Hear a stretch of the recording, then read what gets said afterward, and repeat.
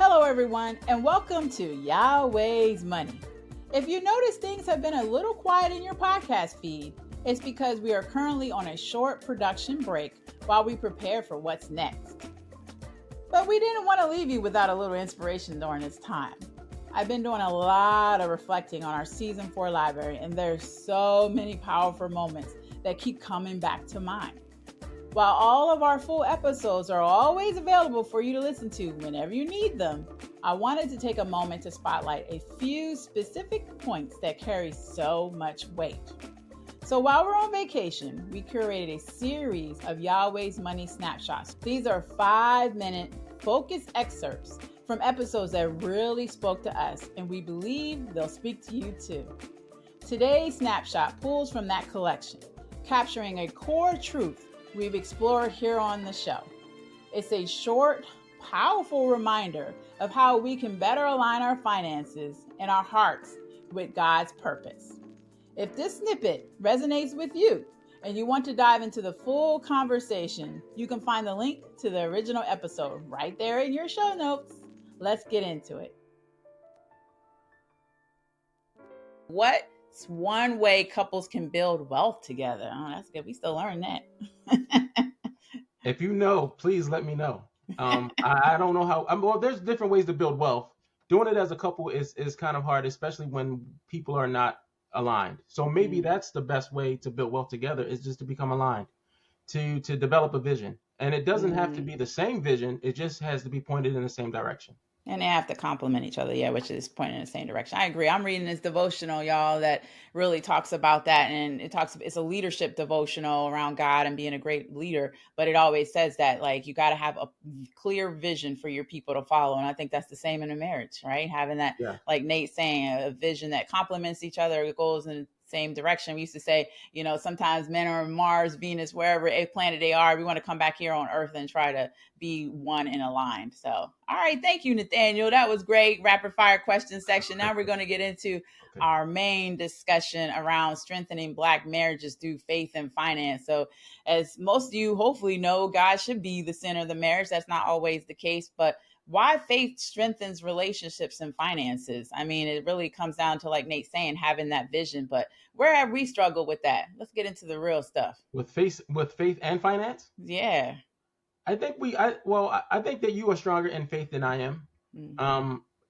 I struggle with faith, not in the large term of it, but just understanding that dealing with the way the world is. Like, I have a hard time sometimes absorbing all of it and not being bogged down into it, right? And that impacts the way I look at everything. So I don't know if you've told everyone, but I'm a stickler for, like, getting insurance for this and getting insurance for that. I'm always worried about the rainy day fund type of situation. So that's where it always leads me. And that's not saying I don't have faith in things will work out the right way. I'm just always concerned that we won't be prepared for when things don't work out the right way.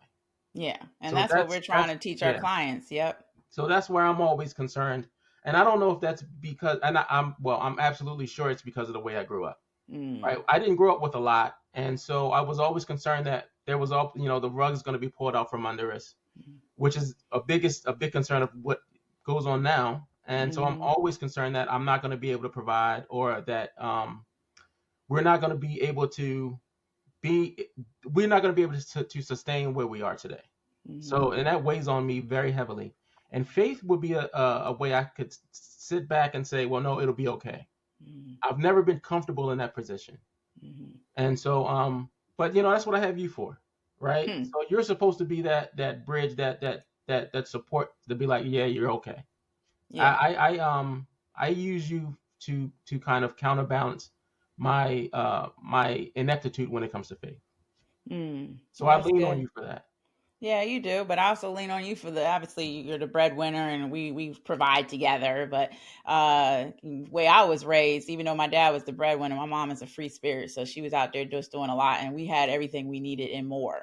So when I started dating Nate, and even when we got married, I just was always thinking, like, I need all this. And I really didn't. And I didn't take the didn't take the time to think it takes time to build up. I just remember we were in Germany and I wanted to, let me go back to even Omaha when I wanted to buy that table, the dining room table. And I was just like, it was like, $8,000, yeah, $10,000. that table was.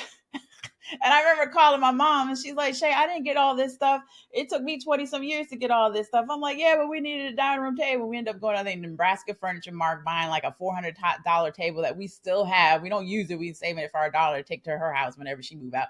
But I remember that. And I was so sad. Like, I wanted that big old table. And then we end up buying a nicer table later on. But I mean, I have so many stories about me wanting something then and now. And Nate's like, no, we cannot do this right now. And just being so sad about it and feeling like, and I think a lot of it came from the shame of people coming to our house. Like, I remember even, let's go back to Germany and having the FMO, the Furniture Management Office, family furniture, the rental furniture is military people that listen, understand, but those even civilians, when you go certain places, the military will provide you this furniture and it's all hard and not comfortable. And I wanted all the nice furniture and Nate's like, no, we don't need to buy that. So we finally bought our Italian leather set like right before we left and we still got that now. Yeah. But it was just crazy because I always felt shame about the way my house looked because my mama had all this nice stuff.